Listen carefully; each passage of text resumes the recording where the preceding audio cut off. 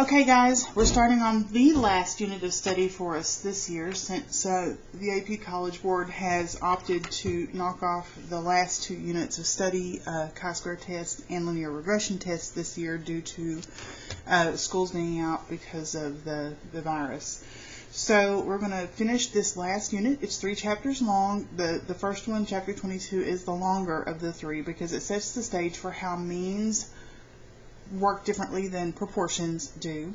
And so then chapter 23 and 24 really are just sort of filler chapters, just tweaking a system that we set up in chapter 22.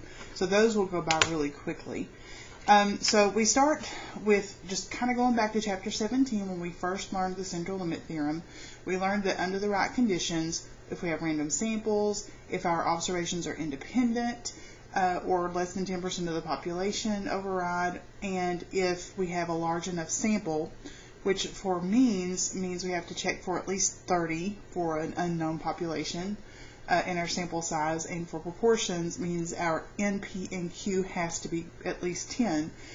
If we meet those conditions, then the distribution of samples, whether they be sample proportions or sample means, looks relatively normal. So for proportions, we use normal models for everything. We use normal models for hypothesis tests. We use normal models for confidence intervals with 1 proportion or 2 proportions. Now we're going to dig into the world of means.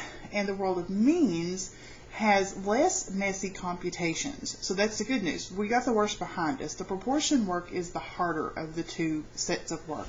So we really are on the downhill slide here. We just have to tweak our model. And there's reading in the textbook in chapter 22 that will give you a little more insight into why we're moving from a Z model to something called a T model for means. And you are welcome to read that. I'm not going to make it a mandatory assignment, but for those of you who are curious, that would be a place to go for additional information if you want it. So let's compare the 2. We've been in proportion world for 4 chapters. We've talked about percentages, and we've talked about percentages, and we've talked about NPs and NQs and P hats and Q hats and square roots of PQ over N. That's all categorical data world. So we're doing categorical data. I color yeses and nos in surveys, what percentage of people got better with the new medication. We report summaries of samples. So we take a random sample of 1,000 people and 22% were successes. So the percentages of yeses and nos, successes and failures, are all we have to count. If we know 2 pieces of information, the P or the P hat and the sample size, we can do all the mechanics with just those 2 pieces of information. So your statistic is a percentage. You can use a fractional form, but it's still equivalent. Your sampling distribution model is always normal, and we use Z intervals and Z tests. So this is the world we just finished working in. So now we move back to the means, which we began to study in chapter 17, but all we learned in chapter 17 was under the right conditions, the picture is bell-shaped. Well, quantitative data is a little bit messier than proportions because quantitative data has individual observations. When you survey 1,000 people and ask them if they approve or disapprove, if they agree or disagree, successes and failures, you end up with a proportion for the entire population. 22% said yes, 78% said no. With means, every person or thing that you examine has its own value. So if you survey 1,000 people and ask them how many hours a day they are on the computer, that's a quantitative variable with the unit's hours. And each individual has his or her own numerical value, whether it's a person or an animal or a tree or whatever you're measuring. Every person has his own blood pressure. Every person has his own weight. Every elephant has its own height. Every individual has its own numerical value, which means that we have more information that we have to deal with, which introduces more variation, which means we have to tweak our model to compensate for it. The statistic is an average. It's the mean of the numerical values, usually in the form of an X bar or a Y bar. And so we take the numerical values in the sample and we add them all up and divide by N, and we get a mean. And then when we distribute all the possible means, we get something that looks nearly normal. But the sampling distribution model is not going to be a Z model, because the Z model has less variation than the T model.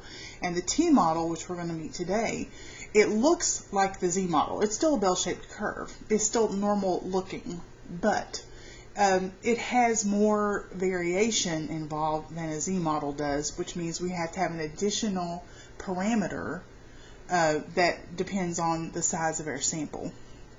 And so now we're going to learn how to do t-intervals and t-tests. Here's the good news. We already know how to check conditions. We already know how to write hypotheses. We already know the structure of a confidence interval. And all we have to do is change the Z to a T. The formulas are still nearly the same. The only thing new is the name and an additional parameter. So let's roll with that. And if I'm getting too fast, just pause your video to catch up. I'm going to try to blaze through this and keep this video from being terribly long. So in your reference book, you have, and I'm not going to pull the blue book out now just because it's a little cumbersome to do so. So we've just got it printed here. You have on the bottom of the first page something called the general test statistic, or the standardized test statistic. Sometimes it says standardized. And this is a Z-score, okay? Your test statistic is a Z-score that you're going to use, or a T-score that you're going to use to determine how unusual a sample is. It's the statistic, which is normally a p-hat, or difference of p-hats, minus a parameter, which is a true p, or a difference of two true p's, over the standard deviation, or sometimes it's a standard error formula.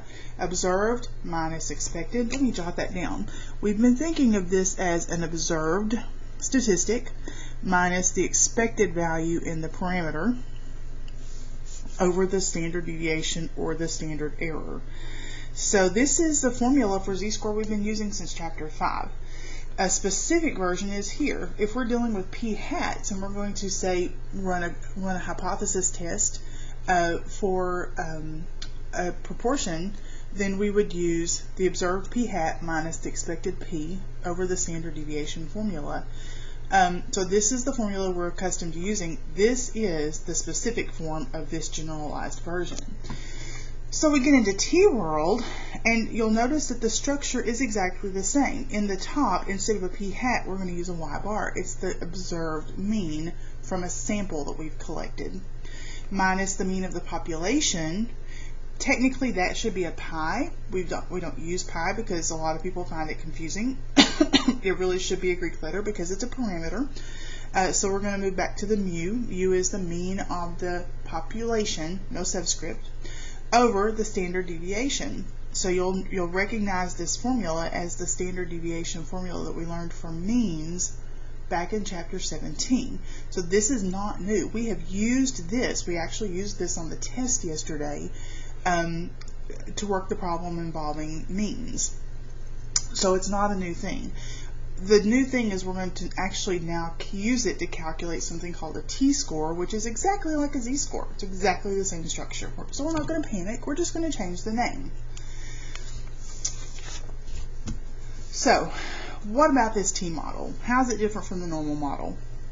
Well, if it didn't have any labels, if there were no labels and all I did was draw you a picture, you wouldn't be able to tell the difference. It is a bell-shaped curve.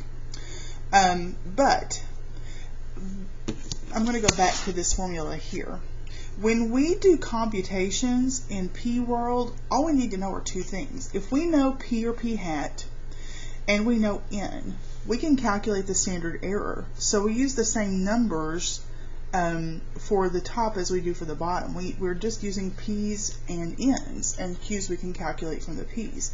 If you'll notice in this formula, we get an extra piece. That sigma is an extra piece of information that we don't need in proportion world. We have to know a standard deviation of our population, which, you know, you can't know it. It's unknowable. You can't know the standard deviation of your population because you never get to actually see your population. The best you can do is the standard deviation of the sample that you took. So technically we're going to put an S there and call it standard error, but the structure is still going to be the same. So we're now going to have to use S instead of the sigma to calculate standard deviation. That's going to give us some extra variation. So the T model, because it has extra variation, it tends to be shorter and fatter. So it's more spread out. So more spread. More spread means that we get a fatter curve that's shorter. I'm going to say that multiple times because that's what's got to stick. We're really not going to worry too much about that other than the big idea, because the computations are going to give us the correct parameters for the curve, and we're going to do the computations the same way we did computations for z-curves. None of the structure is going to change. Confidence intervals will be just a little bit wider because we're getting a fatter curve. Things are going to be more spread out. So p-values are going to be a little bit larger than they would be with the normal model. We're not really going to worry about that. We're going to do the computations, and that difference of it being fatter is just going to take care of itself. All right, a few more general things, and then we'll dig into some specifics. So T models, they're unimodal, they're symmetric, they're bell-shaped. You can't tell the difference between those and normal if there's no labels on them. They do form a whole family of related distributions. So this is kind of the difference. A normal is normal. If you know a mean and a standard deviation, then you can figure out anything you want to about a normal curve. But T models, how fat they are, depends more heavily on how big your sample size is than the normal model did. So that introduces a new parameter, a new piece of information that's needed, and it's called degrees of freedom, or DF for short. And the degrees of freedom is one less than the sample size n, which means the sample size is the difference maker. Now, why? We're going to bank that till later. And we may never completely understand it, and we don't really care. All we know is that there's this magic number called degrees of freedom that we get by subtracting 1 from n. And for now, we're just going to do n minus 1 for degrees of freedom, and we're going to roll with it and not worry about why. I do have a video that I made a year ago that explains more about degrees of freedom. We're going to save that till later because we don't want to get bogged down in something that's not critical just yet. We just want a big idea, and we can piece that in later. T models with a few degrees of freedom, which is the same thing as small sample size, have fatter tails. Well, we already kind of know that. We get a fatter, shorter model with a bigger sample size or a smaller sample size because we have bigger spreads. So it really just compounds the sample size issue that we had with normal models. Smaller sample size means fatter and shorter. It just impacts it even more in the T model than it did the normal model. Again, we're not really going to worry too much about this. The computations are just going to take care of the business. Okay, so in a T model, if we have a small degrees of freedom, so small degrees of freedom, which is associated with a small sample size, but we still meet the conditions to do inference, so we have at least 30. Then we might have a shorter, fatter curve than we would have had if we had a normal model going on. A normal model that's associated with a similar situation might be a little bit taller and a little skinnier. So this may be the normal or the Z curve, okay? Whereas this one is the T curve. Now, as the degrees of freedom increase, which means your sample size increases, we already kind of know what happens when sample size increases. This is not really anything new. When your sample size gets bigger, then you get taller, skinnier. So, bigger DF, bigger degrees of freedom in your T curve. And if you have a really big sample size, you survey a couple thousand people, then you might have one that looks like this. So an even bigger degrees of freedom. So as your sample size increases, so does your degrees of freedom, and your curve just gets skinnier. The normal behaves the same way. The catch is with this, we actually have to figure in the sample size into the computation in two different ways. We have to use the sample size to compute our standard error, and we use this extra piece called degrees of freedom that factors in a little bit of additional variation. So that sample size really kind of hits twice on the t-curve when it only hits once on the normal curve to make it skinnier if it gets larger. Okay, again, these are just kind of big pieces. We haven't even gotten into the inference part yet. That'll be the easiest part. Okay, so let's start today with working toward using the calculator and maybe building an interval, and then in the next video we can work on a hypothesis test and add that piece. So we learned how to find critical values. Critical values are fancy words for z-scores, but now we're doing t-score. So we want a t-score for t for a 95% confidence interval with degrees of freedom equal to 7. So if I'm going to compute a confidence interval, one of the pieces I have to have is a t-star. It was a z-star in proportion world. Now it's going to be labeled a t-star because we're going to use a t-model now.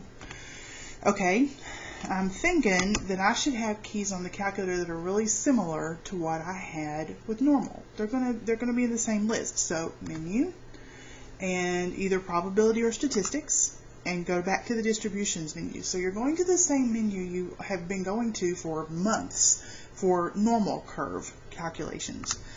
And you'll notice the first three options are normal options, and the next three options are T options. The T-PDF, which we will not use for anything. T-CDF works exactly like normal CDF. It's just a T-curve instead of a Z-curve. And inverse normal, inverse T do exactly the same thing. They will take an area under the curve and give us a T-score. So they work the same way. It's not really a new skill set. There is an extra piece though. If I click on inverse T, it's going to ask me for an area and degrees of freedom. So that's new. The area is not a new thing. But for the z-score, for the normal curve, it allowed me to put in a mean and a standard deviation. For the t's, it's assuming mean and standard deviation are 0 and 1, which are the default settings for normal. So it's only going to give me a t-score. It will not actually give me anything with raw numbers, like raw data with units. So I'm going to get a t-score with just two pieces of information. Okay, let's think about how we did z-scores, because this is going to work the same way. I have a t-model, so this is our t-model. I want to know what t-star will be the upper bound for 95% confidence. Now it was 1.96 for a z-star. This is going to be different depending on the degrees of freedom. That t-star is going to bound this 95% plus the 2.5% in the bottom tail. So I'm going to have to use the area of 0.975 to get all the area below t, or t-star. So 0.975 is my area, and degrees of freedom, I just put in 7. I don't really have to fully understand why I have to do that, what it is. For now, it's just a number that I have to use, and it's one less than the sample size, which means this would be something I would use for a sample of size 8. Really, really tiny sample, would only be useful if I had a normal population. And click on OK, and notice that this is quite a bit bigger. 2.36, so t-star equals 2.36. Unlike z-stars, you can't just memorize a value for 95% confidence, because if I change that sample size to, say, 70, it's going to be much smaller because the curve is going to get skinnier, which means 95% is going to squeeze into the middle more, and t-star would move down to about 2 standard deviations above the mean. So the bigger your sample size is, the bigger your degrees of freedom, skinnier the curve, the smaller that t-star is going to be. Which means you're going to have to calculate the t-star for each individual computation that you do, because it's going to change every time your sample size changes.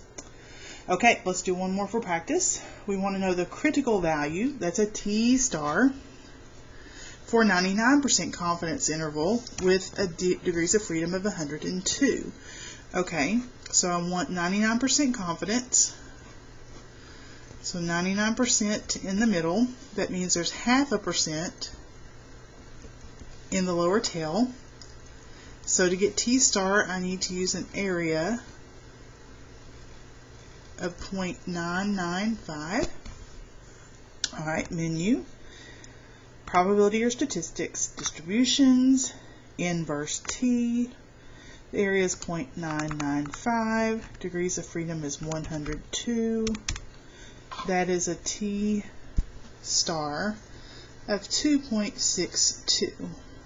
So now when we actually start doing confidence intervals in a few minutes, we will already know how to find the T star, and that will save us having to stick that in as an extra piece of information, new information, in the middle of learning to do a confidence interval. Okay, so this is what you'll need for confidence intervals. These are skills you need every single time you do a confidence interval. There's a separate skill set you need for hypothesis tests, which we're not really going to do yet today, but I'm going to go ahead and show you the calculator skills. That way when we do hypothesis tests in the next video, we'll already have knocked this out. So what if I need a p-value? Okay, well, let's see. This is a T distribution.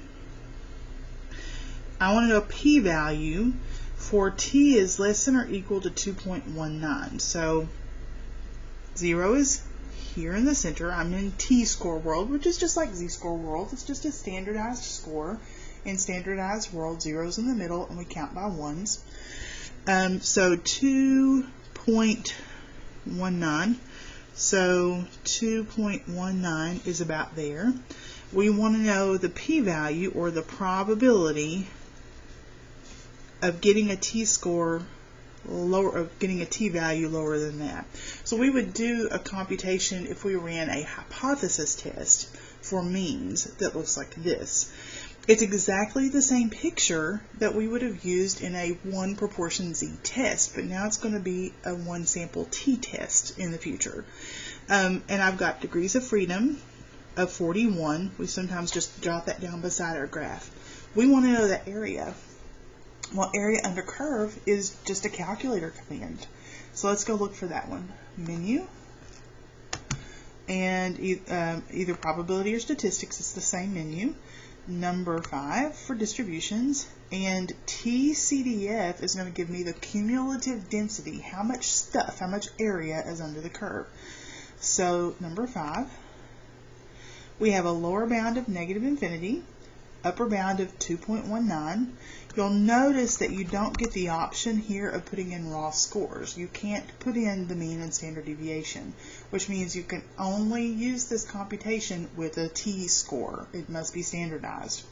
Degrees of freedom are 41, and so this area under the curve is about 0.983 or 98.3%, which makes sense. It's the majority of the curve, so it should be close to 100%.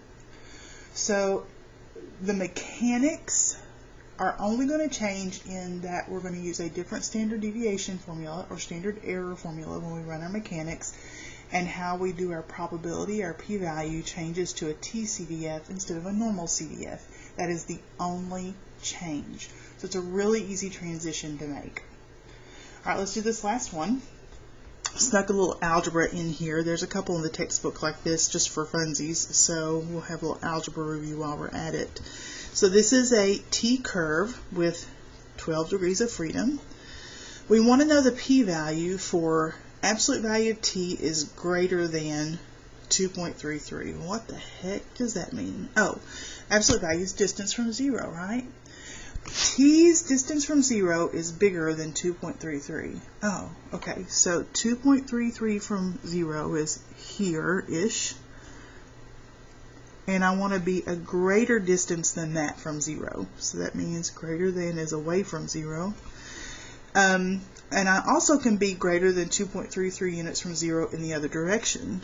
So on the other end, go 2.33 standard deviations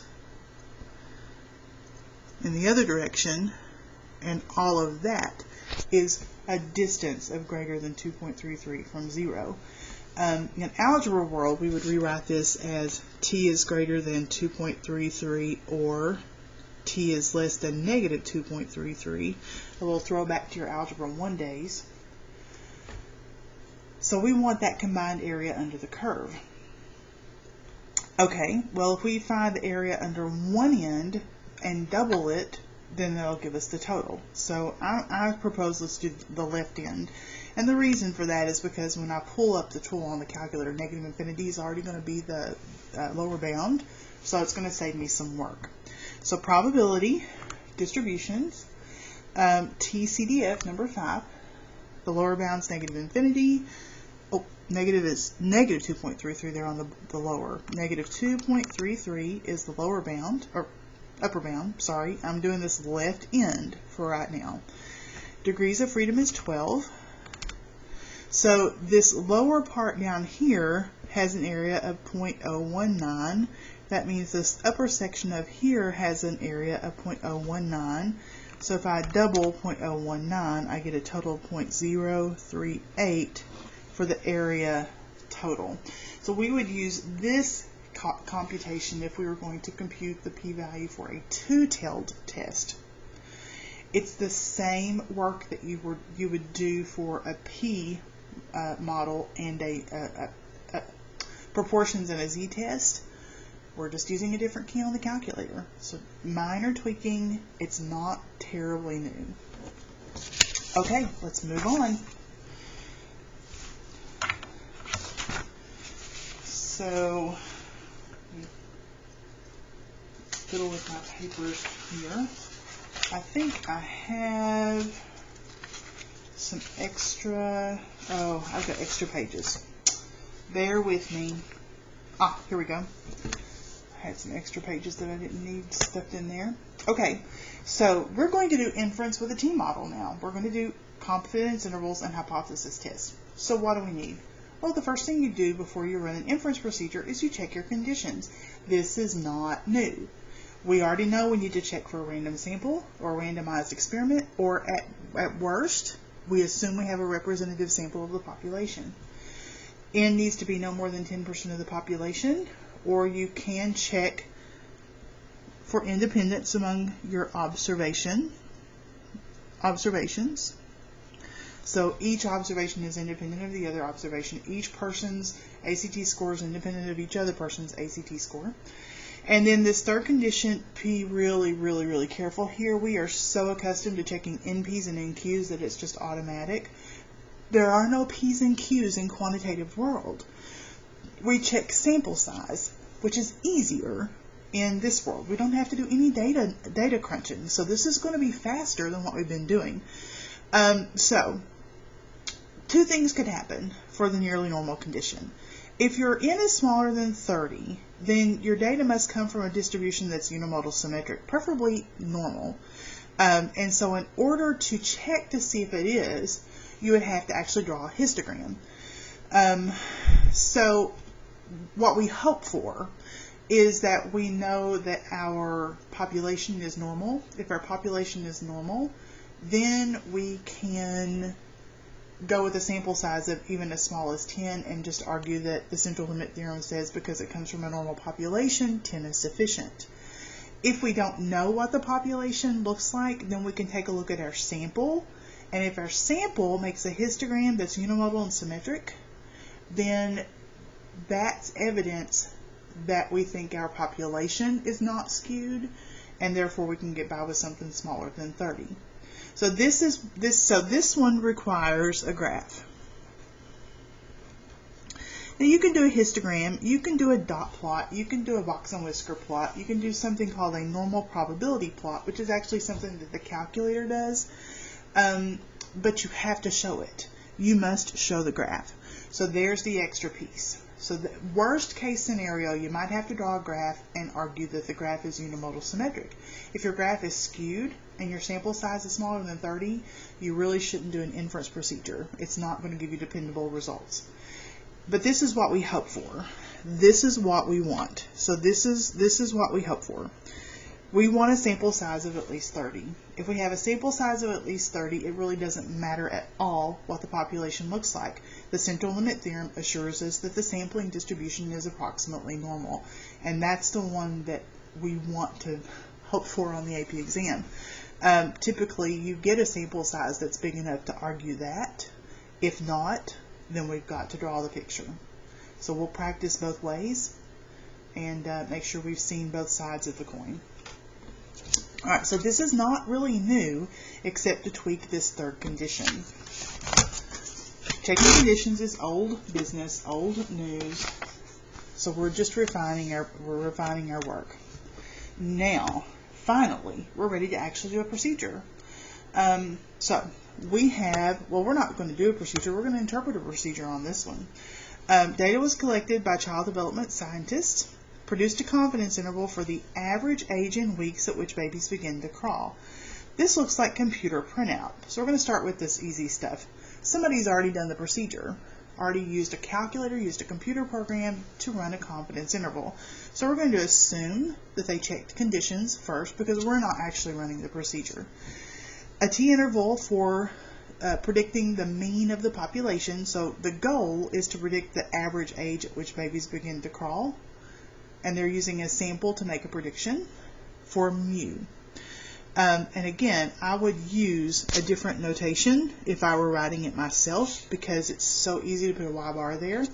So 29.202, 31.844. This would be your interval notation, which is safer than using the inequality notation. Now we know they did a 95% confidence interval. And we know that it predicts that the mean crawling age is between 29.202 weeks and 31.844 weeks. We basically interpret this the same way we would interpret a confidence interval for proportions, but we don't have percentages anymore. Now we actually have a quantitative variable with units. Explain what the software output means. Okay, well, let's interpret it. We are 95% confident that between, I'm not doing percentages anymore. Maybe I need to reword this, that all babies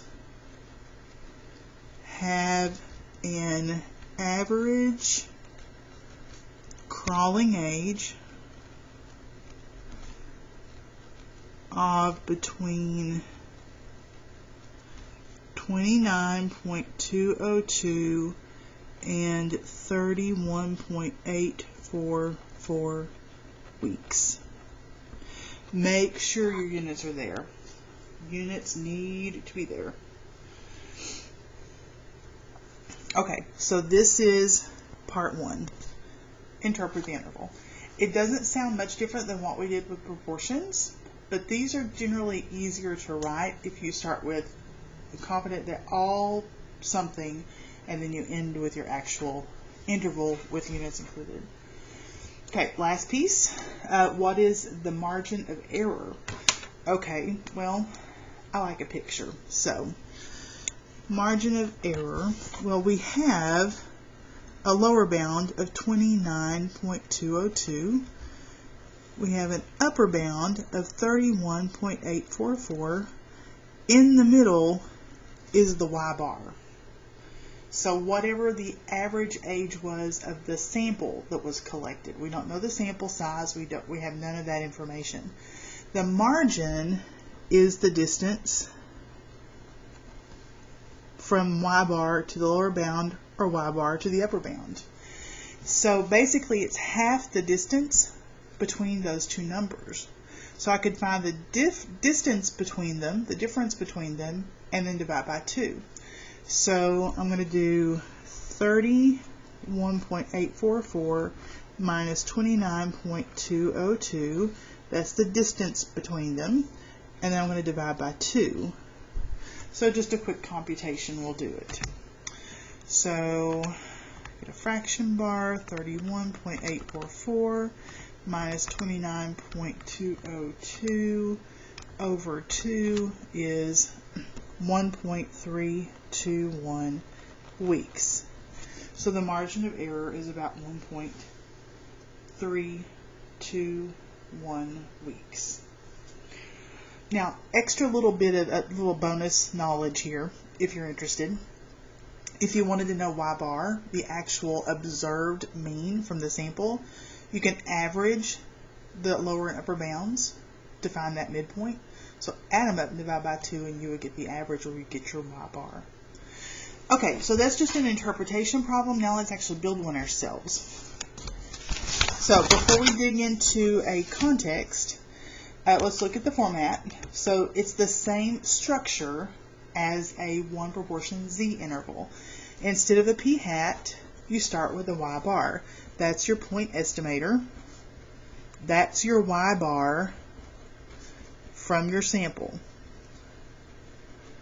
Okay, plus or minus adds and subtracts to give you an upper and lower bound.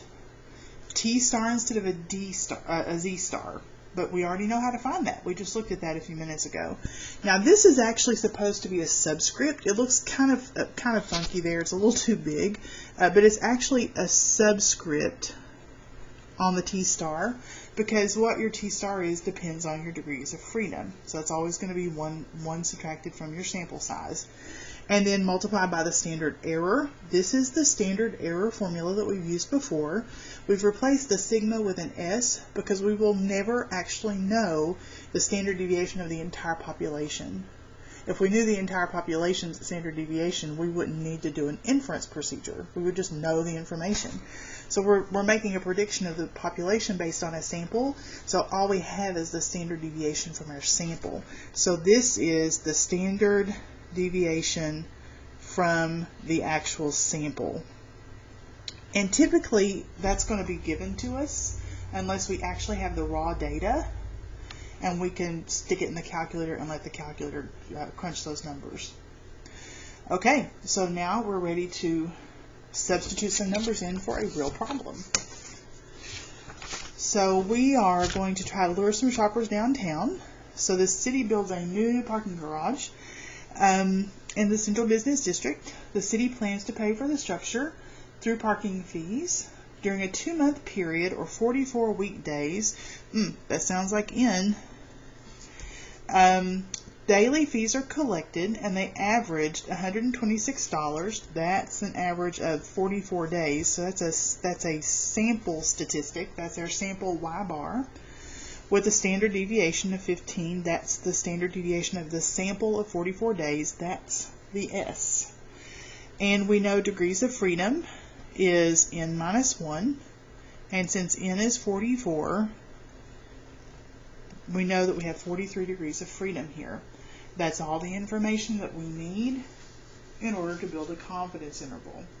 So it's a couple of pieces of additional information, more than we needed for proportions, but the computations, the setup, looks a lot more simple than what we did for proportions. So that's the good news. See how pretty this is going to look. What assumptions must we make, or what conditions must we check? All right.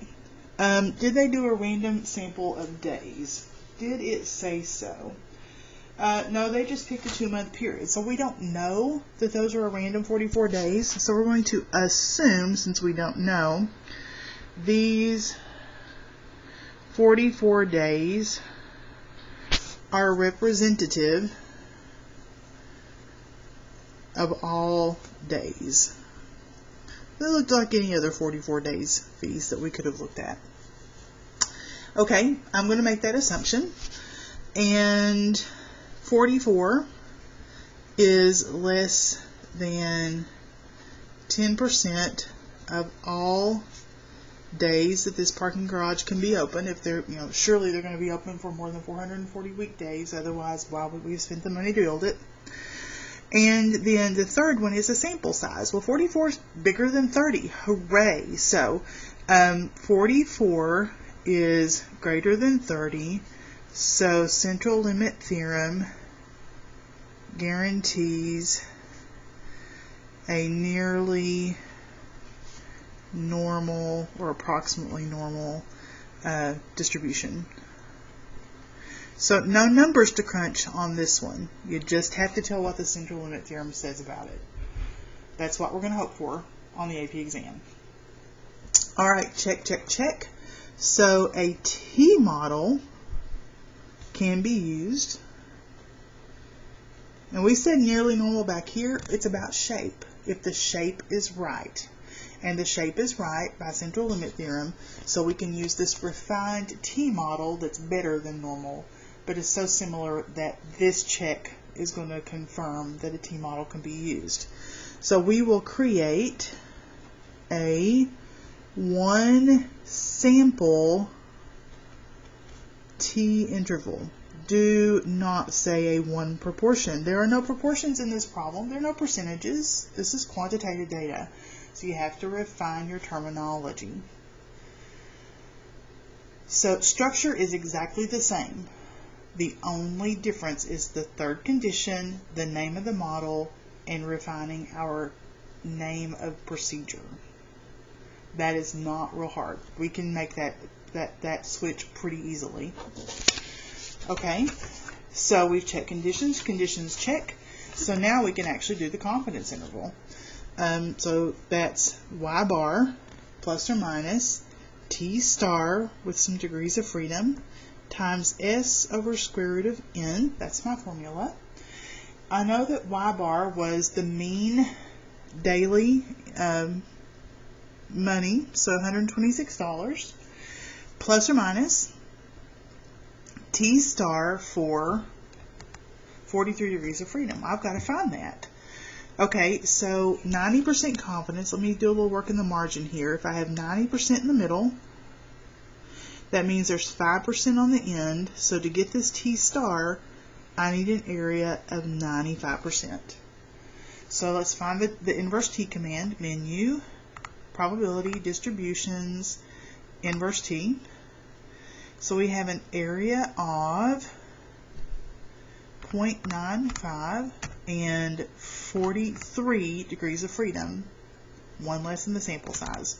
So 1.68 is our t star times standard deviation. We were given that as $15 over the square root of the sample size, 44.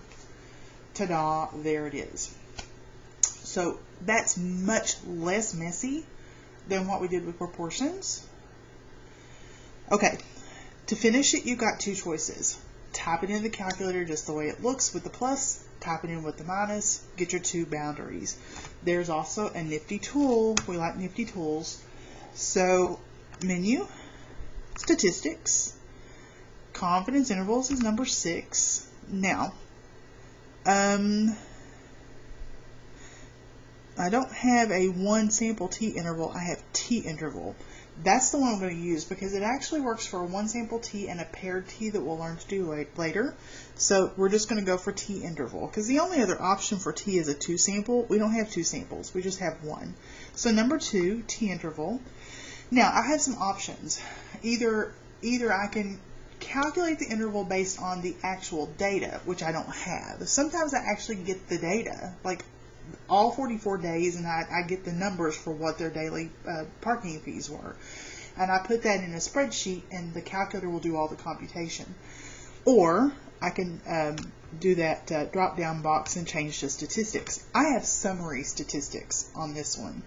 So I'm going to change to stats, click on OK. My x bar is the mean of 126. The standard deviation s is 15. N is 44. Now it's not asking me for degrees of freedom because it knows that the degrees of freedom are one less than the N. It can do that computation all by itself. We are doing a 90% confidence interval, so change this to 0.90 or 0.9. And ta-da! There we go. And notice it does compute the degrees of freedom and re-report it. So our lower bound is 122.20 if we round the 19 cents up to 20 cents. 2 decimal places makes the most sense for money. 129.80 for the upper bound. Okay, so not much different than what we did for proportions. You just don't have all those decimals floating around like you did before, all those percentages. I think that makes it easier. We are 90% confident that the mean daily income for all days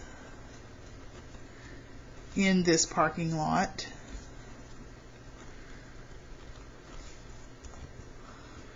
is between $122.20 and $129.80. It is critical that the word mean or average be in your interpretation somewhere. And if you can squeeze in all, remember we're making a prediction about the population of all days that they will generate money with this parking garage. Alright. The fantastic question. Explain what 90% confidence means. Well, there's a true mean daily fee. So here's the picture over to the side. There's some true mean, mu, and there's all kinds of samples of 44 days that we could take, and we can make confidence intervals with them. So you've seen this picture before. Some of the confidence intervals will be too high, some will be too low. Most of them will actually contain the true mu, the true mean of the population. So 90% of all samples will have confidence intervals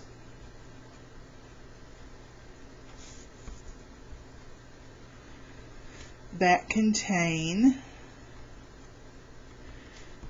the true mean daily income for this garage.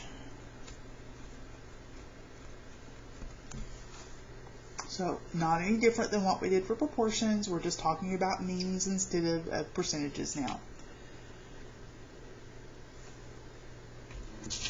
We are on the home stretch for day one. One last slide. The consultant who advised the city on this project predicted that the parking revenues would average $130 per day. All right, well, what was our interval? Let's go back and see. It was 122.20, 129.80. Based on the confidence interval, do you think that the consultant might have been correct? Well, 130 is higher than the entire interval. So the evidence says that 130 was an overestimate. So since $130 is more than the upper bound of our interval,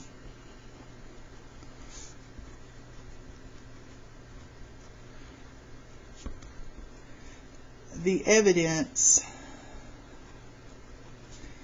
says that the consultant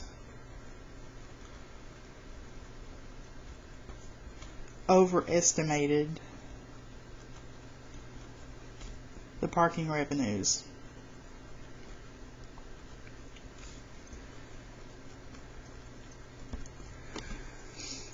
They may not use him again.